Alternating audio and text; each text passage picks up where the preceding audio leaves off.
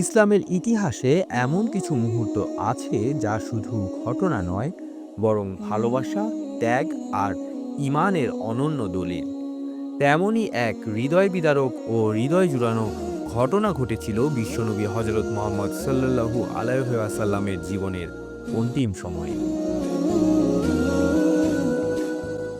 একদিন প্রিয় কন্যা হজরত ফাতেমা রাদিয়াল্লাহু আনহা তার অসুস্থ পিতাকে দেখতে এলেন।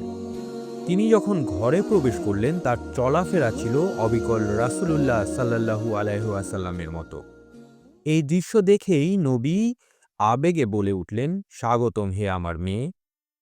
এরপর তিনি ফাতেমা রাদিয়াল্লাহু আনহুকে তার পাশে বসান এবং গোপনে কিছু কথা বলেন। সেই কথা শুনেই হজরত ফাতেমা রাদিয়াল্লাহু হঠাৎ কান্নায় ভেঙে পড়েন। কিছুক্ষণ পর আবার রাসূলুল্লাহ তার কানে আরেকটি কথা বলেন, আর তখনই তার চোখে মুখে ফুটে ওঠে হাসি।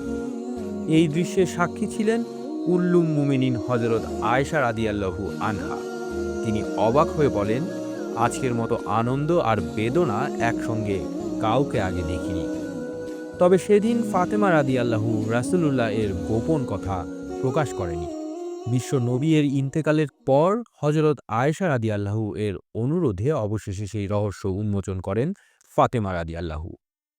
তিনি জানান, রাসূলুল্লাহ তাকে বলেন, জিবরিল আলাইহিসসালাম প্রতি বছর একবার করে কুরআন পেশ করতেন, কিন্তু এই বছর দুইবার পেশ করেছেন। আমার মনে হয় আমার সময় ঘনিয়ে এসেছে, আর আমার পরিবারের মধ্যে সর্বপ্রথম তুমিই আমার সঙ্গে মিলিত হবে। এই কথাই ছিল তার কান্নার কারণ। এরপর রাসূলুল্লাহ সাল্লাল্লাহু আলাইহি ওয়াসাল্লাম আবার বলেন, তুমি কি এতে সন্তুষ্ট নও যে তুমি জান্নাতি নারীদের অথবা মুমিন নারীদের সর্দারনী হবে? এই সুসংবাদেই ফাতেমা রাদিয়াল্লাহু এর মুখে ফুটে ওঠে হাসি।